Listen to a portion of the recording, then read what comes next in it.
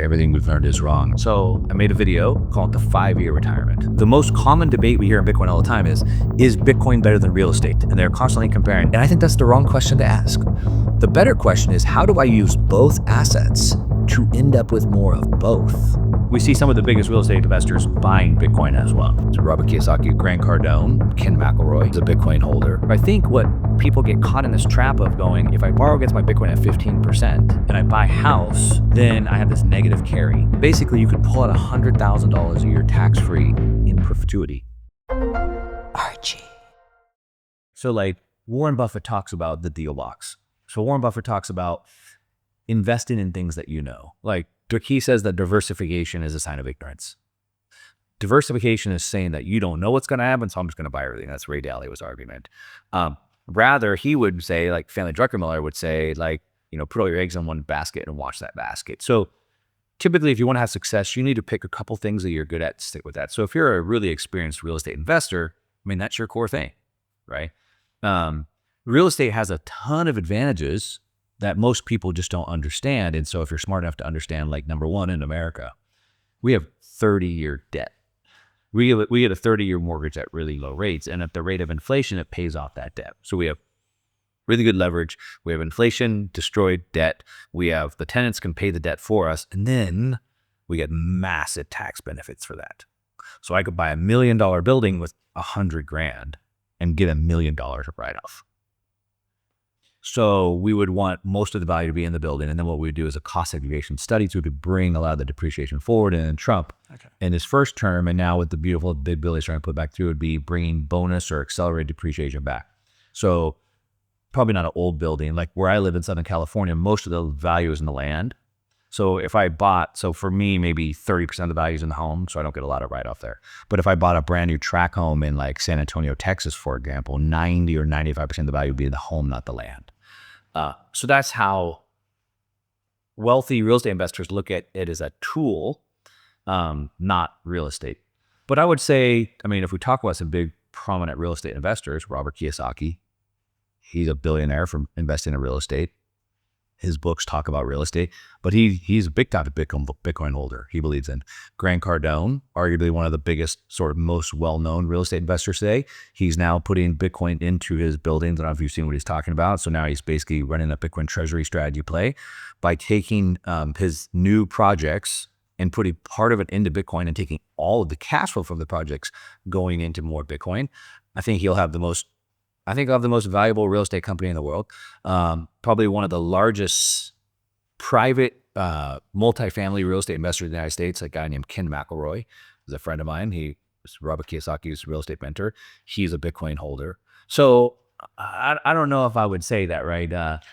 We see some of the biggest real estate investors buying Bitcoin as well. Yeah, I guess the people who seem to object to Bitcoin stand out in my mind, and I have a look at what their interests are, and it's always like, yeah, gold's the way, or I'm a real estate investor, or stocks only, and then it's like, okay, I'm curious to like each of these groups. Do they have specific objections to Bitcoin, or is it just the fact that, like you've said, they know an area particularly well, and they just feel uncomfortable being taken out of those waters? I think, when it comes to business, like say entrepreneurship, a lot of people are like, should I get into real estate? Like I met with I was on a dirt bike trip a month ago. There was a 19-year-old kid, just graduated high school. He's going to college. I was like, what are you going to do at college?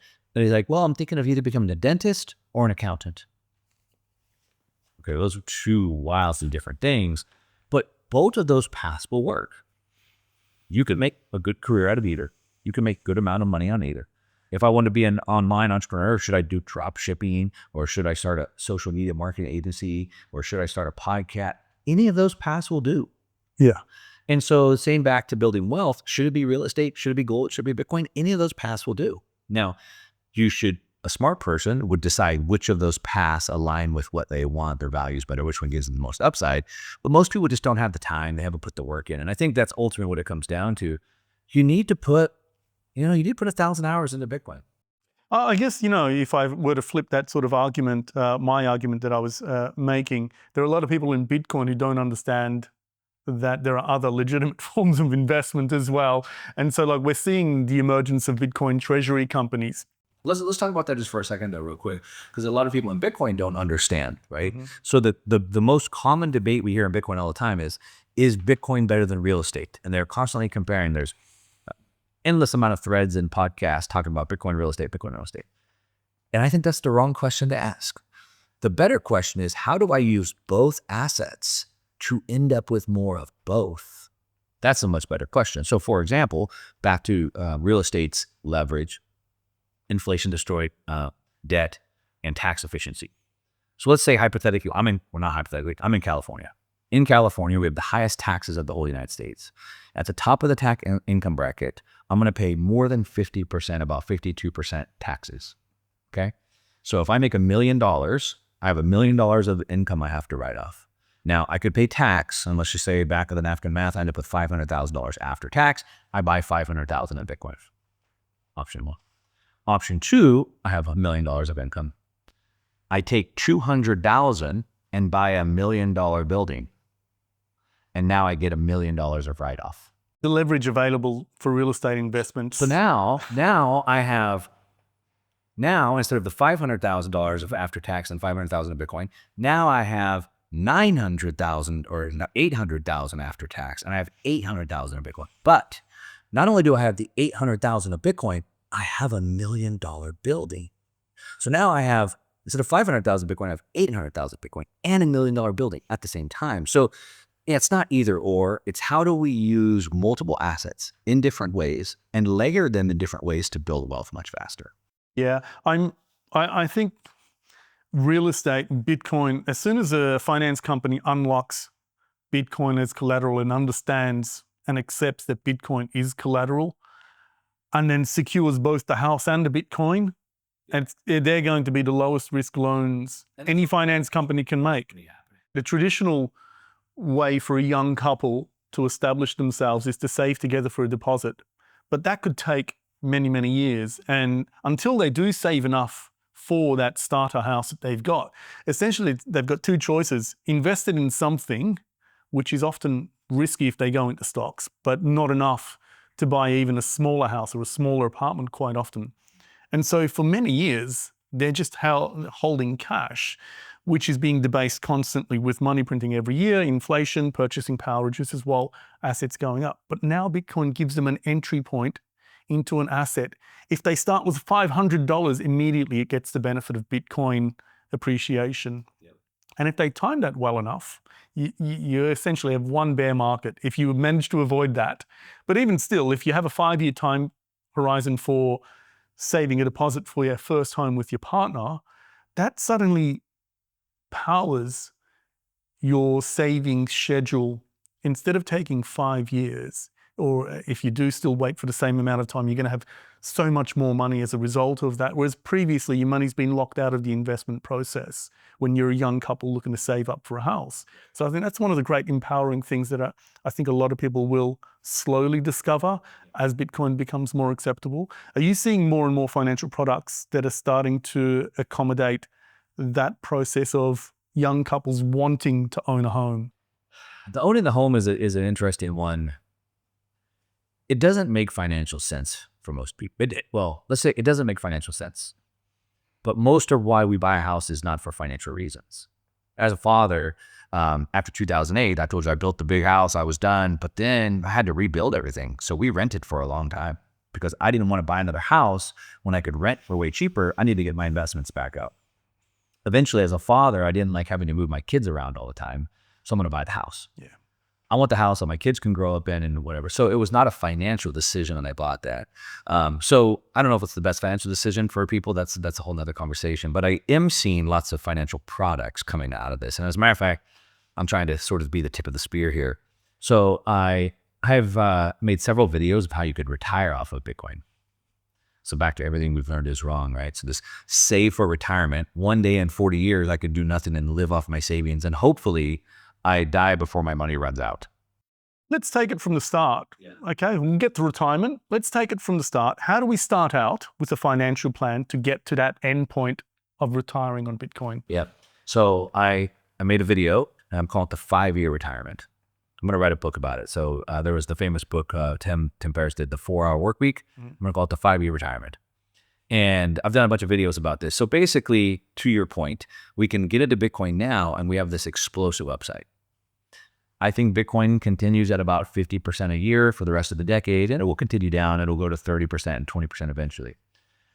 But let's say that I think Bitcoin can 10x in the next 5 years. So that means if I have $100,000 today that I put into Bitcoin, I bought one whole Bitcoin. In 5 years from now, that could be worth $1 million. Okay. Then let's say it drops down to 30% a year and then 20% over a couple of decades. So whatever, I'm 20 years old, 30 years old, 50 years old, 80 years old.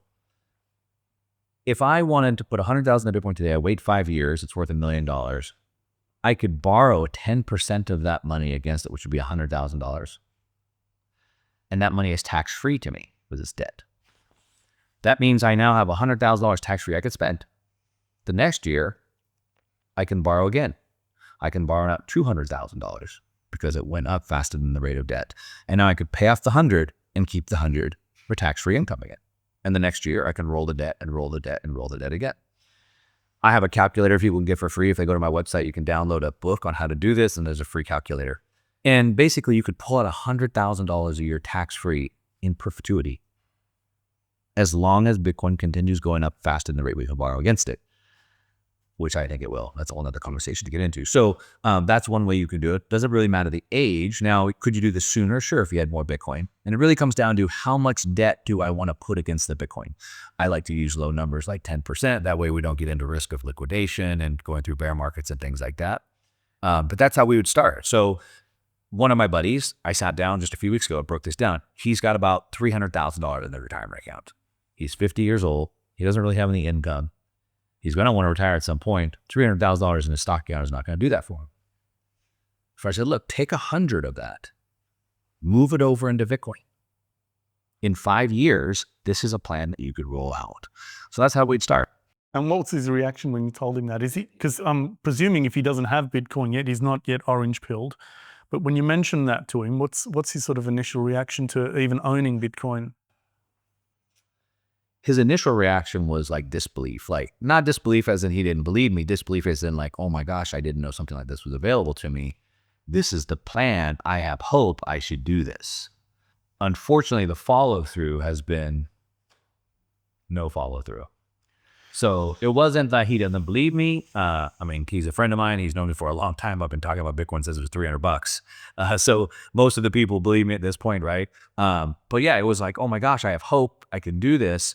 But at the same time, you know, he has taken action. But that being said, the process is not very complicated, especially for a finance person like you.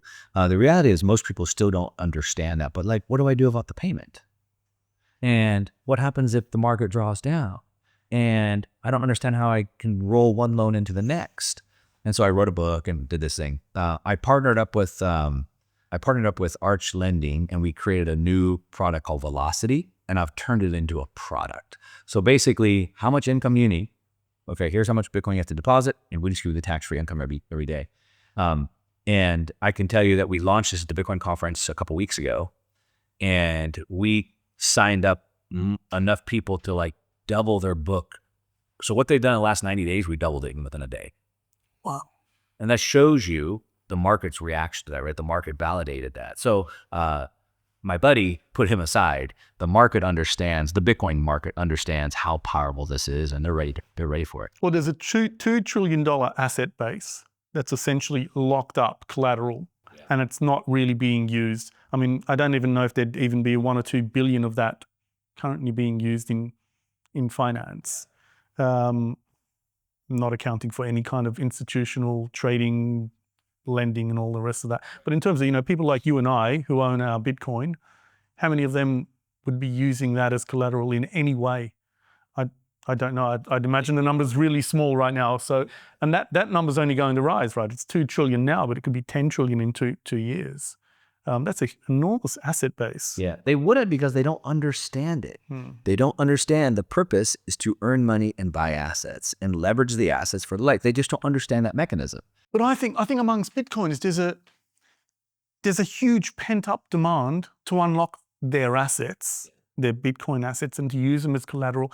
I see it as the finance industry who's not ready to accommodate that with products that are reasonably priced and allows us to manage the risk of custody. I'd love to find out, what do you mean that's reasonably priced? Well, at the moment, I'm seeing interest rates anywhere from like 10, 12, 11, 13, 14%. I want it to be comparable to consumer finance rates, So credit cards are 17%. not credit cards, to residential property. So residential mortgages are subsidized by the government.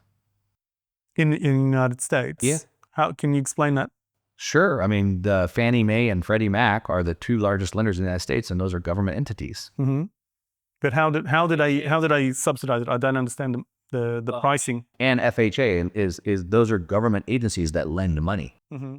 So it's the government lending money to people. It's not private banks. Sure. Let me ask you another question. If you had money, if you had dollars, how much would you lend out the dollars for? I haven't really thought about that. You're going to want 10 or 12%. If you're going to buy real estate, what type of return would you want? People are getting, 6, 8%. If I wouldn't even consider a real estate deal without 10%.